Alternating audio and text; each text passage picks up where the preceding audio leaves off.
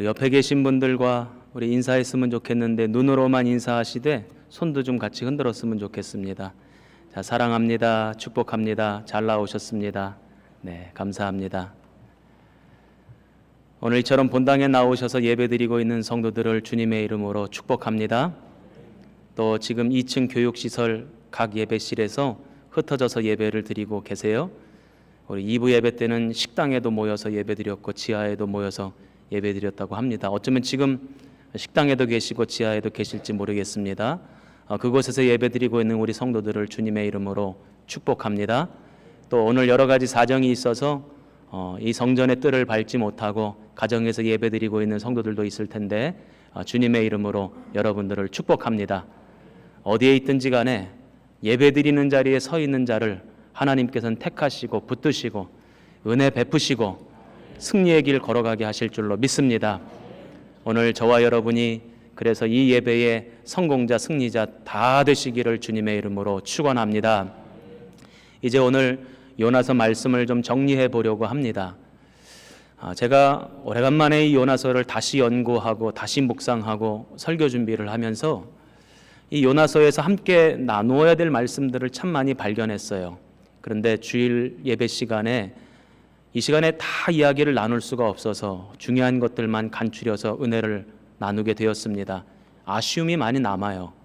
다음번에 혹여나 또 우리 사경회로 모이게 되면 이 요나서 1장부터 4장까지의 말씀을 아주 그냥 샅샅이 살펴보면서 은혜를 나누었으면 좋겠다 하는 생각이 듭니다. 이제 오늘 요나서 4장의 말씀을 가지고 우리 하나님께서 우리에게 주시는 음성을 듣기를 원합니다.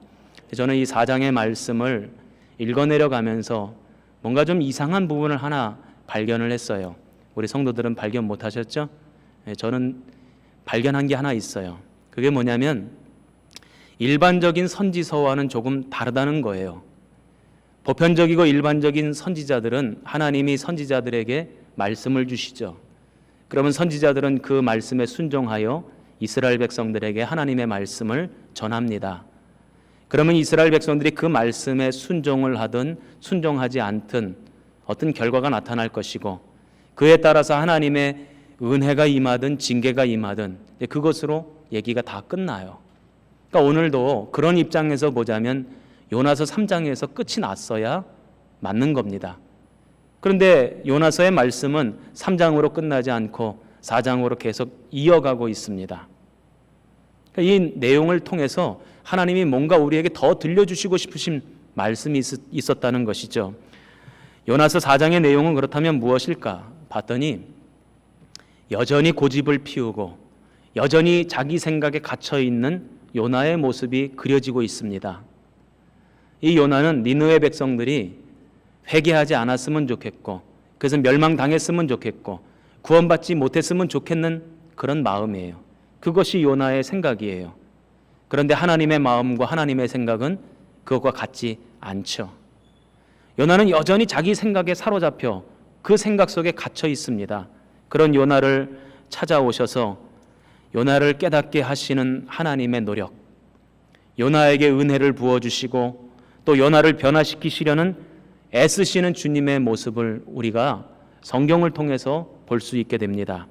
이것을 볼 때 하나님의 관심은 니느웨 백성들에게만 있었던 것이 아니라는 것을 알 수 있죠. 하나님의 관심은 요나에게도 있었다. 어찌 보면 지금 니느웨 백성들에 관련된 이런 사항, 큰 물고기를 준비했던 그 모든 일들, 하나님이 예비하셨던 그 모든 일들 다 누구를 위해서 준비하셨던 것입니까? 어찌 보면 요나를 위해서 준비하셨던 것일 수 있겠다 하는 생각이 듭니다.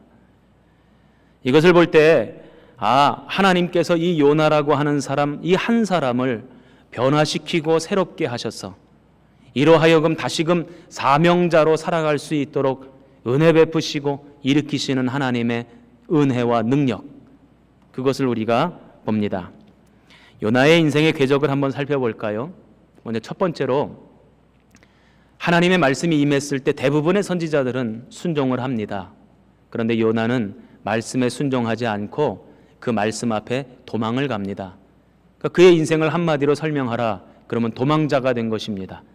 그런데 하나님 앞에 도망갈 수가 없죠. 하나님이 그냥 뒷덜미를 잡아가지고 다시금 니느웨로 보내시는 거예요. 사명 감당하라고. 그래서 요나가 잠깐 동안 사명자가 됩니다. 그래서 사명을 어떻게 감당하나요? 조금 감당합니다. 조금.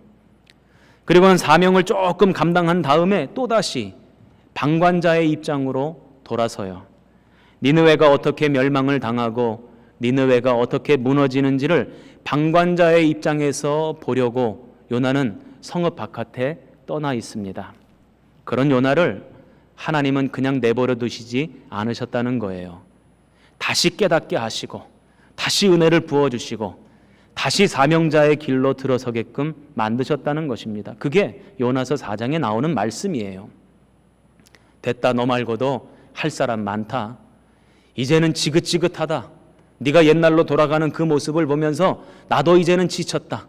나도 이제는 포기하련다. 그런 분이 우리 하나님이 아니시라는 거예요. 끝까지 포기하지 아니하시고 요나를 다시금 붙들어 세우시고 사명자가 되게 하시는 하나님, 그 하나님을 우리가 말씀을 통해서 보게 되는 것입니다. 이게 우리에게는 굉장히 중요한 대목입니다. 왜 중요한 대목인가? 요나를 다루시고 대하셨던 그 방식 그대로 오늘 우리를 다루시고 우리를 대하시기 때문입니다. 하나님은 어제나 오늘이나 동일하게 역사하시는 분이신 줄로 믿습니다. 그 하나님이 아브라함을 대하셨던 그 하나님이, 모세를 대하셨던 그 하나님이, 사무엘을 대하셨던 그 하나님이, 요나를 다루셨던 그 하나님이 그 방식 그대로 오늘 우리들에게도 동일하게 역사하신다는 거죠. 그렇다면 하나님이 어떻게 역사하시는가? 절대로 포기하지 않으신다는 겁니다. 우리 성도들을 절대로 그냥 내버려 두시지 않으신다는 거예요. 포기하지 않으신다는 거예요. 이렇게 아멘을 안 해도 포기하지 않으신다는 거예요. 끝끝내 쫓아오시고 찾아오시고 도전하시고 시험하시고 은혜 베푸시고 다시금 이렇게 세우시고 사명자의 삶을 살아가게 하시는 분, 그분이 우리 아버지 하나님이신 줄로 믿습니다. 그래서 저는 우리 성도들이 그렇게 끝끝내 찾아오시는 하나님의 은혜를 기억하고 날마다 사명을 감당하는 사명자의 삶을 살아가시기를 주님의 이름으로 축원합니다. 그런 하나님과는 다르게 요나의 태도가 영 이상합니다. 우리 1절 말씀을 같이 한번 읽어보겠습니다. 시작. 요나가 매우 싫어하고 성내며. 요나가 뭘 싫어했다는 거예요? 니느웨 백성들이 회개한 게 싫었다는 거예요. 그들이 하나님 앞에 구원받은 게 싫었다는 거예요. 그리고는 성을 냈답니다. 누구에게 성질을 냈다는 거예요? 하나님께 성질을 냈다는 거예요. 참 요나라고 하는 사람은 연구를 해보면 해볼수록 참 대단한 사람이다 싶은 생각이 듭니다.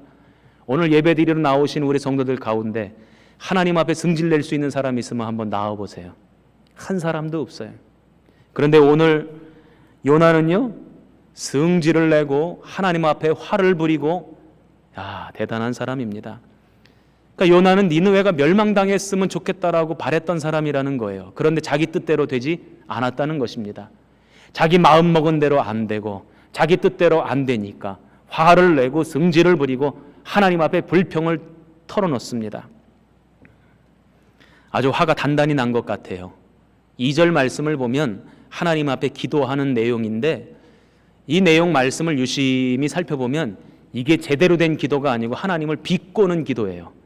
자, 우리 2절 말씀을 한번 보겠습니다. 같이 읽습니다. 시작. 여호와께 기도하여 이르되 여호와여, 내가 고국에 있을 때에 이러하겠다고 말씀하지 아니하였나이까? 그러므로 내가 빨리 다시스로 도망하였사오니 주께서는 은혜로우시며 자비로우시며 노하기를 더디하시며 인애가 크시사 뜻을 돌이켜 재앙을 내리지 아니하시는 하나님이신 줄을 내가 알았음이니이다. 아멘. 지금 자신의 신앙 고백을 하나님 앞에 올려드리는데, 이게 온전하고 순전한 마음으로 하나님 앞에 신앙 고백을 드리는 게 아니고 하나님을 비꼬고 있어요. 하나님 은혜로우신 분인 줄 내가 이제 알았습니다. 자비로우신 분이신 줄 알았습니다. 화를 내시기를 더디하시는 분이신 줄을 제가 알았습니다. 알겠습니다, 하나님 하면서 하나님을 비꼬고 있어요. 자신의 생각대로 되지 않으니까 하나님 앞에 화내기까지 하고 하나님을 비꼬기까지 합니다. 더 나아가서 3절 말씀에 보면 살고 싶지 않아요. 죽고 싶습니다. 죽는 것이 사는 것보다 훨씬 낫겠습니다. 못 살겠어요. 죽여달라고 하나님 앞에 그렇게 간구합니다. 어찌 보면 이 모습이 우리 인생이랑 비슷하다 싶은 생각이 들어요.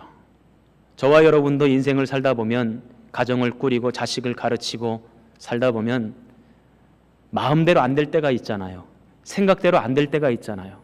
그러면 마음이 무너지기도 하고 때로는 화가 나기도 하고 때로는 속이 부글부글 끓기도 해요. 그런데 어떤 사람들은 도가 지나쳐서 넘지 말아야 될 선을 넘어서서 죽고 싶다고 그러고 살기 싫다고 그러고 그러는 사람들이 있잖아요. 요나가 딱 지금 그 모양이라는 거예요. 그런데 여러분에게 여쭤볼게요. 여러분들이 인생을 살면서 여러분의 인생이 여러분들 마음대로 되셨습니까? 우리 권사님들 그렇게 살아오셨어요? 마음 먹은 대로 생각한 대로 됐습니까? 저는 짧은 인생을 살면서 제가 제 신앙을 고백하는 겁니다. 동의가 되시면 아멘 하시면 좋겠어요. 제 마음대로 된 게 하나도 없어요. 보니까 하나님 역사하시는 대로, 하나님 인도하시는 대로. 제가 지난번에도 말씀드렸잖아요. 전 목사가 되고 싶은 마음 요만큼도 없던 사람이라고. 그런데 하나님이 그렇게 내버려 두지 않으시더라고. 끌어다 앉혀놓으시더라고. 여러 번 도망치려고 했는데 도망치고 싶을 때마다 또다시 앉혀놓고 또다시 끌어다 앉혀놓으시더라고요. 내 마음대로 사는 게 인생이 아니에요. 그것을 알고 그것을 인정할 때야 비로소 우리의 신앙이 더 깊어질 수 있고 견고해질 수 있는 겁니다. 우리의 인생은 내 마음대로 사는 게 아니다. 우리의 인생은 하나님이 인도하시는 대로 사는 것이다. 내 인생의 주권은 하나님께 있다. 이 말씀 앞에 아멘 할 수 있기를 주님의 이름으로 축원합니다. 요나는 그런데 그걸 인정하지 않고 하나님 앞에 막 화를 내요. 그랬더니 하나님이 뭐라고 말씀하시냐면 4절에 네가 성내는 것이 옳으냐 하시니라. 지금 요나가 화가 잔뜩 나 있고 속이 부글부글 끓고 있으니까 하나님이 너 지금 그렇게 화가 나고 속이 부글부글 끓고 있는 것이 옳은 것이냐 하고 질문하고 계십니다. 그렇다면 하나님은 지금 어떤 마음이십니까? 요나는 지금 부글부글 끓고 있는데, 요나는 지금 화가 잔뜩 났는데 하나님은 지금 어떤 마음이실까요? 누가복음 15장 10절 말씀에 보면 이런 말씀이 있습니다. 죄인 한 사람이 회개하면 하나님의 사자들 앞에 기쁨이 되느니라. 한 사람이 회개하고 한 사람이 주님께로 돌아오게 되면, 한 사람이 구원받게 되면 하늘나라에서는 잔치가 벌어진다는 거예요. 그러니까 지금 니느웨 백성들이 돌이키고 회개하고 하나님 앞에 구원받았으니 지금 하나님의 마음은 잔치가 벌어졌다는 것입니다. 탕자가 돌아왔습니다. 아버지 집으로 돌아왔어요. 그때 아버지가 너무 기쁘고 뛸 듯이 기쁘고 행복하고 좋아서 아들을 위해서, 돌아온 그 아들을 위해서 잔치를 벌여줍니다. 하나님의 마음은 지금 그렇다는 거예요. 그렇다면 하나님의 말씀을 전하는 요나는 어떠해야 합니까? 지금 속이 부글부글 끓어야 될 것이 아니고 그의 마음에 하나님의 나라가 이루어졌다면 그 요나의 마음에서도 잔치가 벌어져야 마땅한 거죠. 그런데 지금 요나는 잔치가 벌어지지 않았어요.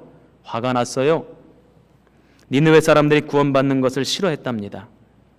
제가 여러분에게 여쭤볼게요. 대답해 보세요. 요나가 진짜 이상한 사람이죠. 뭔가 좀 이상한 사람 아니에요? 진짜 이상한 사람 아닙니까? 그런데요, 성경에 보면 요나와 같은 이런 이상한 사람들이 너무 많아요. 조금 전에 제가 돌아온 탕자의 비유를 말씀드렸습니다. 탕자가 돌아오자 아버지가 잔치를 벌입니다. 좋은 옷을 입히고 가락지를 끼우고 좋은 음식을 준비해서 잔치를 벌여요. 기뻐해요. 잔치 자리에 참여하기는 했지만 그 마음속에는 잔치를 전혀 누리고 있지 못하는 한 사람이 있었어요. 그 사람이 누굽니까? 탕자의 형입니다. 아버지를 이해할 수가 없습니다. 왜 기뻐하는지를 모르겠습니다. 동생이 돌아온 것이 못마땅해요. 돌아온 동생에게 잔치를 벌여주는 그 아버지를 볼 때마다 화가 납니다. 탕자의 형이 그랬어요. 예수님 당시에도 그런 사람들이 너무나 많았죠. 예수님께 온갖 죄인들이 다 찾아왔습니다. 세리가 찾아왔고 창기가 찾아왔고 온갖 죄인들이 주님을 찾아왔어요. 그리고는 주님께 회개하고 용서받고 구원받았어요. 주님은 그것이 너무너무 기쁘고 즐거워서 먹고 마시고 잔치를 벌였잖아요. 그런데 그것을 못마땅하게 여긴 사람들이 있어요. 그래서 왜 잔치를 하냐고, 왜 먹고 마시냐고 예수님을 공격했던 사람들이 있습니다. 믿음이 없는 사람들이 아니에요. 그 당시 예수님 하나님을 잘 믿는다고 했던 사람들, 바리새인들, 서기관들, 종교 지도자들이 그걸 못마땅하게 여겼어요. 성경에 나오는 사람들만 그렇습니까? 오늘 요나의 이야기가 누구의 이야기라고 했죠? 나의 이야기인 거예요. 오늘날에도 비슷합니다. 제가 평택에서 목회할 때에 1층 예배당은 마루바닥으로 되어 있는 예배당이었고 그 성도들이 신발을 벗고 들어가는 예배당이었습니다. 그 예배를 드리기 위해서 성도들이 신발을 벗고 들어가다 보면 벗은 신발을 신발장에 넣고 들어가야 되는데 이제 그게 귀찮은 거예요. 그러니까 신발을 그냥 벗어놓고는 예배를 드리러 들어갑니다. 1명 그래, 2명 그래, 3명 그래. 나중에는 그냥 신발이 잔뜩 쌓여 있어요. 제가 한 번은 성도님들에게 말씀을 전하면서 그런 얘기를 했습니다. 우리 교회가 앞으로 부흥할 텐데 요런 대목이면 좀 아멘을 하면 참 좋겠어. 우리 교회가 앞으로 부흥할 텐데 새 가족들이 많이 올 텐데 그러면 성도들이 많아질 텐데 지금은 이렇게 쌓아놓고 예배드리러 들어갈 수 있겠지만 그때 되면 안 된다. 그러니 지금부터라도 신발장에 넣는 이 작은 헌신, 이 작은 수고 그거 우리 지금부터 연습하고 훈련하자. 제가 그렇게 설교를 했어요. 그러면 우리 성도들 같으면 다 아멘 하잖아요. 근데 평택에 있는 성도들은 안 그래. 예배가 끝나고 나가는데 어떤 권사님이 저한테 그런 얘기를 해요. 우리 교회 부흥해서 성도들 많아지면 목사님만 좋잖아요. 목사님만 좋대요. 성도들 많아지면 나머지 성도들은 비좁아지기 때문에 성도들은 다 불편해지고 목사님만 좋아진다는 거예요. 제가 그 얘기를 듣고 이게 말인가?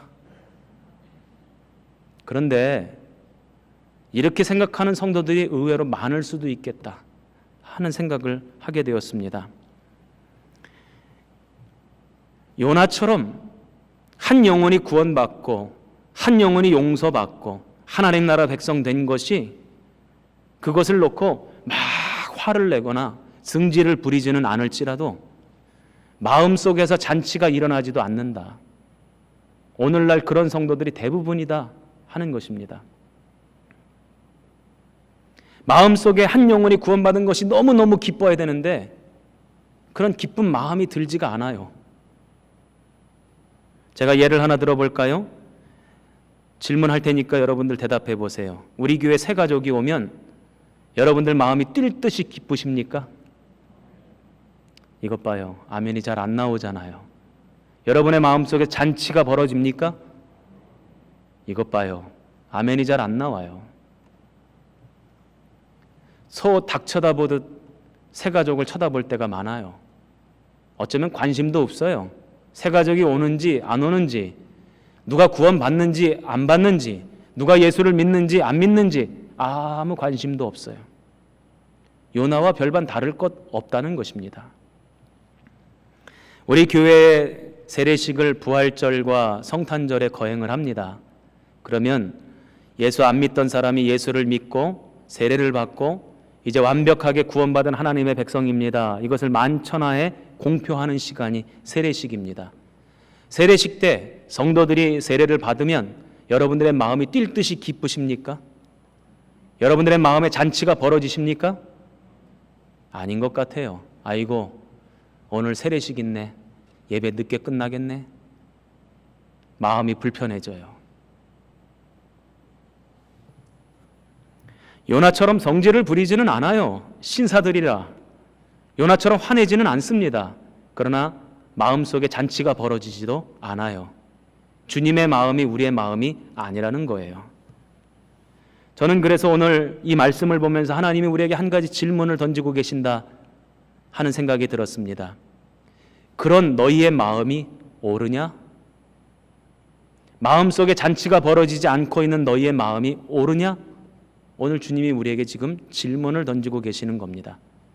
여러분들에게 스스로 질문을 던지고 한번 깊이 묵상해 보시기 바랍니다. 그렇다면 이런 요나의 마음과 하나님의 마음이 이처럼 왜 다를까? 왜 다른지에 대한 설명을 박넝쿨의 비유로 우리에게 명확하게 설명을 해주고 계십니다. 우리 요나서 4장 5절 말씀을 한번 읽어보겠습니다. 같이 읽습니다. 시작. 성읍 동쪽에 앉아 거기서 자기를 위하여 초막을 짓고 그 성읍에 무슨 일이 일어나는가를 보려고 그 그늘 아래 앉았더라. 아멘. 요나가 니느웨 성읍 동편에다가 초막을 하나 졌대요. 왜 그런가 봤더니 니느웨 성읍에 어떤 일이 벌어지는가 살펴보려고 초막을 하나 지었다는 거예요. 요나의 생각에는 어떤 일이 일어나기를 바라는 거였죠? 니느웨가 멸망당하고 무너지기를 바라는 마음이었어요. 여기서 우리 성도들에게 한 가지 권면드리겠습니다. 여러분들의 마음 가운데 누군가가 멸망당하기를 바라는 마음은 없기를 바랍니다. 누군가가 무너지기를 바라는 마음은 없기를 주님의 이름으로 축원합니다. 왜냐하면 그런 마음을 가지고 있다면 그 마음은 내 인생을 망가뜨리기 때문입니다. 내 삶을 피폐하게 만들기 때문입니다. 그래서 우리 성도들은 내 옆에 있는 사람을 축복하고 내 주변에 있는 사람들이 잘 되기를 바라고 그런 마음을 가졌을 때 하나님께서 그 중심을 보시고 여러분의 인생 가운데도 복과 은혜를 주실 줄 믿습니다. 하나님은 어떻게 역사하시는가 봤더니 관계를 통해서 역사하세요. 지금은 내 옆에 있는데 별 볼 일 없어. 나의 인생에 어떠한 영향력도 끼치지 못할 것 같은 사람이에요. 그러나 어느 순간 하나님이 그 사람을 통해서 일하실 수 있어요.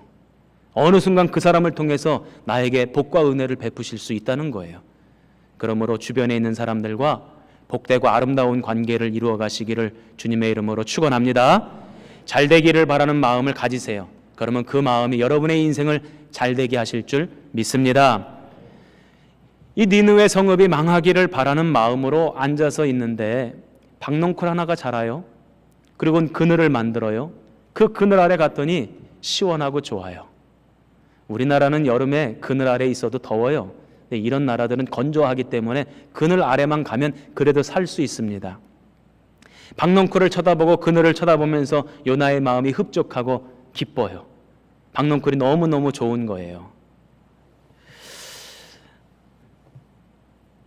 저는 이 말씀을 읽으면서 그런 생각이 들었어요. 왜 하나님이 박넝쿨을 예비하셨는가 말씀에 이렇게 기록이 되어져 있습니다. 그의 괴로움을 면하게 하려 하심이었더라. 요나의 괴로움을 덜어주시기 위해서, 그 괴로움을 면하게 하시기 위해서 박넝쿨을 예비하셨다는 거죠. 제가 이렇게 기도했습니다. 하나님, 우리 성도들의 인생 가운데도 하나님이 예비하신 박넝쿨이 있기를 바랍니다. 그래서 인생의 여러 가지 괴로움 가운데도 그 괴로움에서 벗어날 수 있기를 바랍니다. 그 기도대로 되기를 주님의 이름으로 축복합니다. 그런데 하나님은 박넝쿨만 예비하신 것이 아니에요. 벌레도 예비하셨어요. 동풍도 예비하셨어요.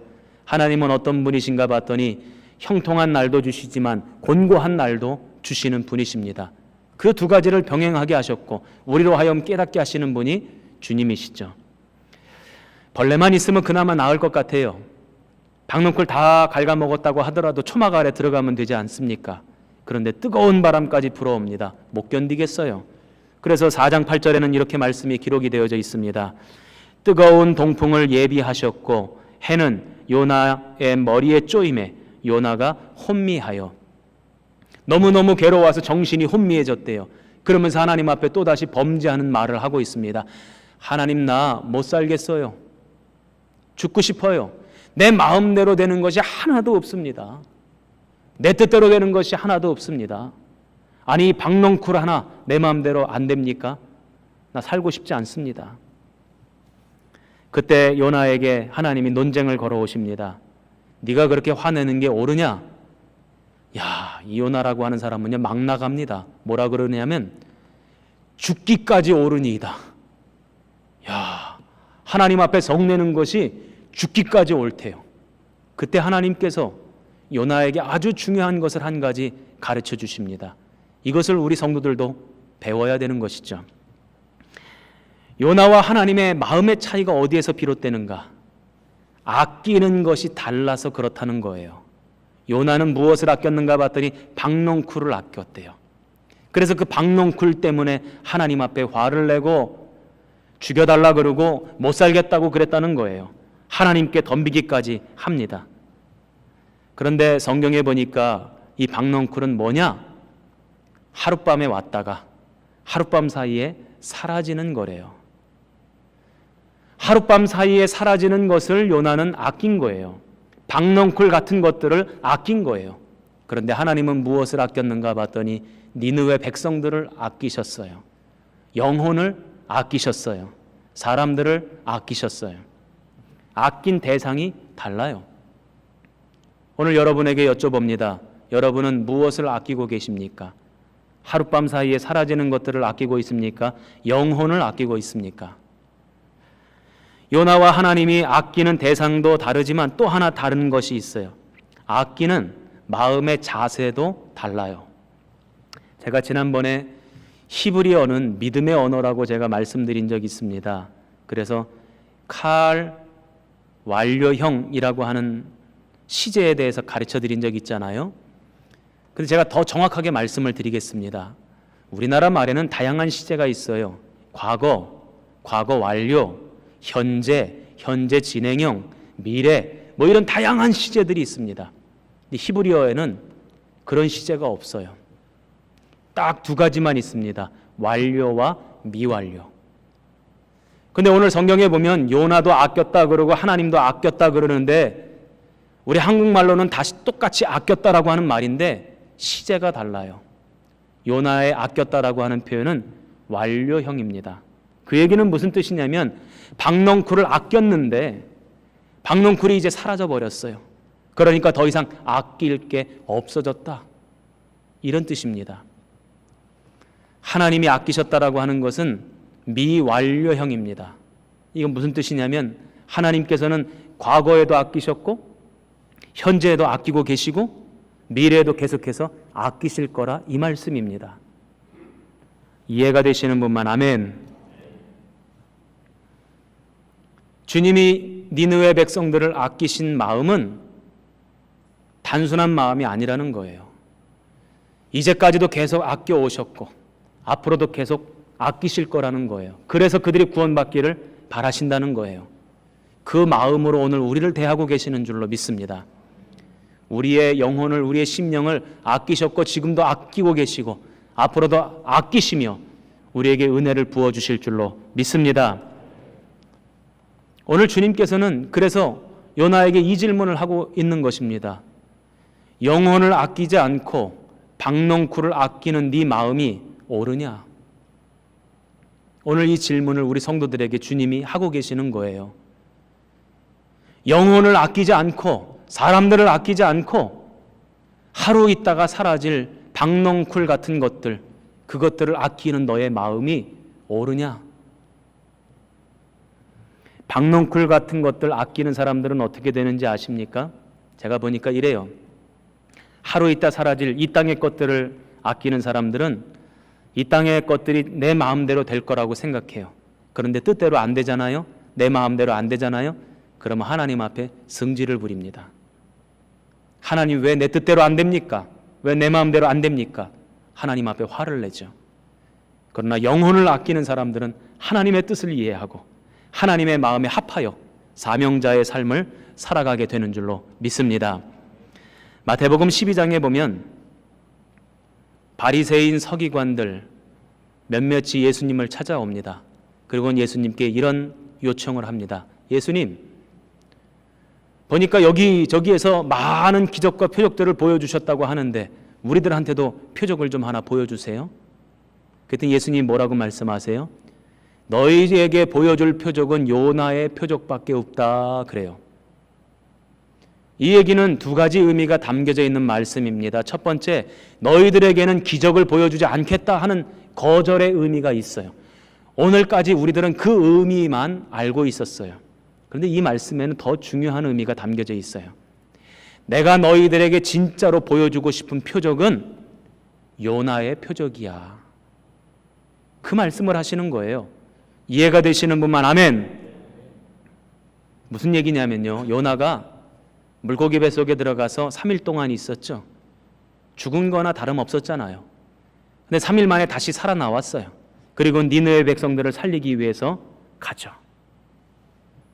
예수님이 우리에게 보여주시기를 원하시는 표적이 바로 그거라는 거예요. 세상의 온 백성들을 살리시고 구원하시고 그들을 아끼시는 그 마음 때문에 십자가의 길, 고난의 길을 걸어가시고 십자가에 달려서 돌아가시고 3일 동안 죽으셨다는 거예요. 그러나 다시 살아나셔서 부활의 몸으로 이 땅에 오셔서 당신을 믿는 백성들에게 그 부활의 영광에 동참시키고 싶으신 그 마음, 우리를 아끼는 그 마음을 보여주시기를 원하신다.